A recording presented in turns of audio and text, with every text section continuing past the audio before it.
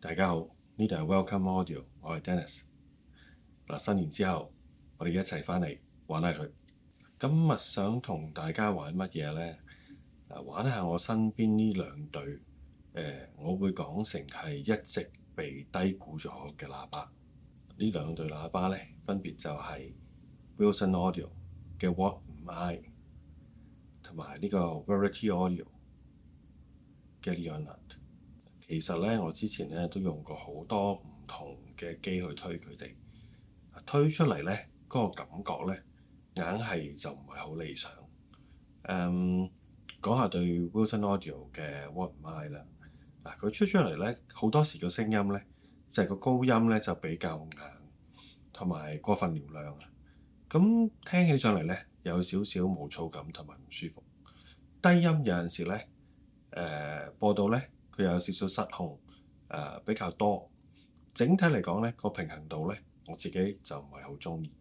而另一對 Verity Audio 嘅 Leonard 呢，我都試過好多唔同嘅機去推佢。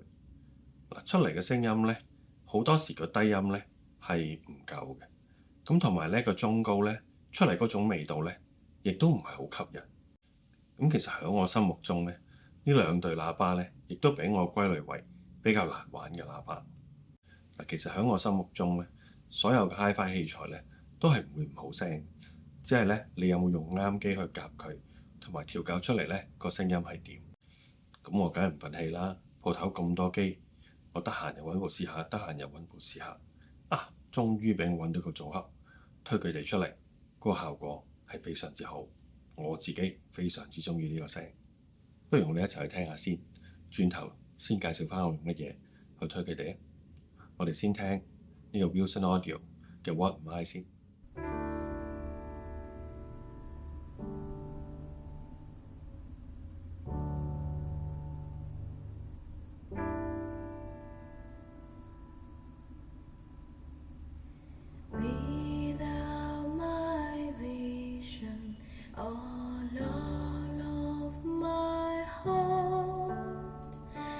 Not be all else to me, save that thou art. Thou my best, all by day or by night. Waking or sleeping, thy presence my life.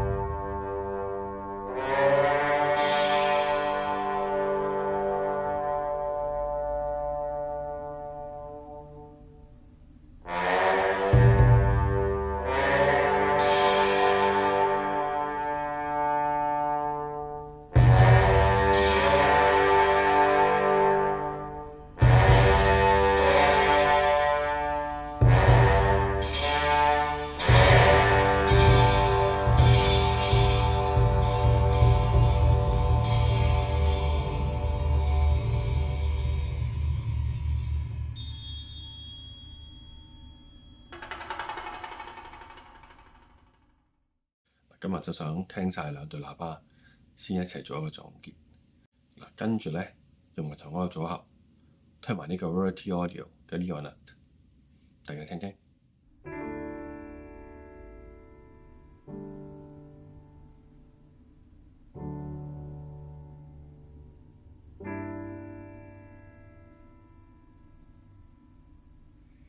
Be thou my vision, all of my heart.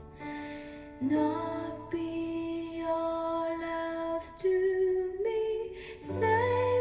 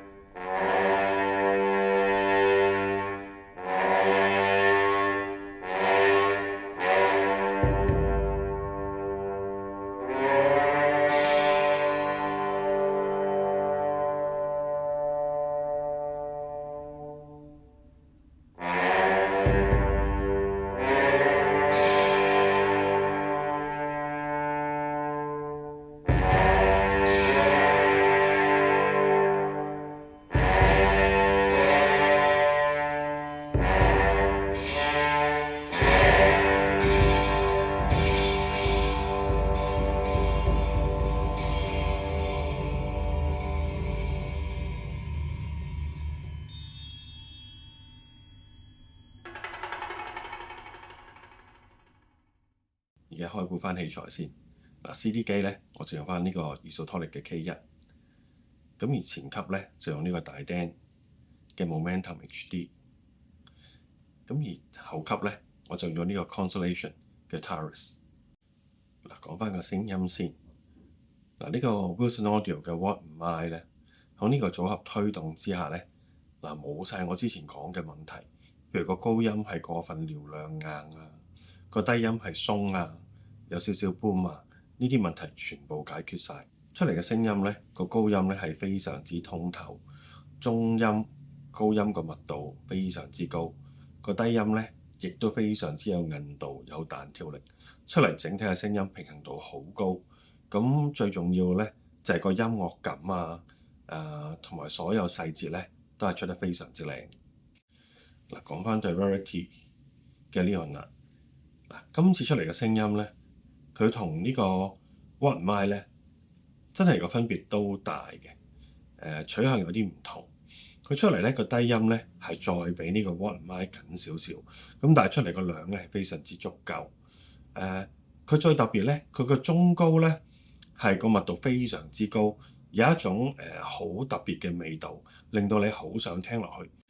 今次玩呢兩對喇叭咧，嗰個感覺話俾我聽咧，就係呢兩對喇叭嗰個潛質係非常之犀利。佢真係要用一個非常之高質素嘅前後級組合咧，先至推到佢哋嗰個特性出嚟。因為你諗翻，其實我今次用嚟推嘅前後級組合啦，加埋 CD 機咧，二手嘅價錢其實都超過30萬。其實好少人咧會用嗰個咁嘅價錢嘅機咧，真係推一對3萬幾蚊嘅喇叭。喺我玩音響嘅歷程裏邊咧，呢啲咁難玩嘅喇叭咧，通常都有個特性，你玩得佢好嘅話咧，佢出嚟係非常之好聲。今次咧整體咧，我會覺得呢兩對喇叭咧出嚟嗰個聲音啊，個中高密度嘅細節啊，整體嘅音樂感啊，其實咧係可以直逼一啲10萬元級嘅喇叭。今次成個測試咧，我會睇成呢一個 Wilson Audio 咧，同埋 Rarity Audio 嘅喇叭咧，係真係唔容易玩，但係咧佢嘅潛質咧係真係非常之高。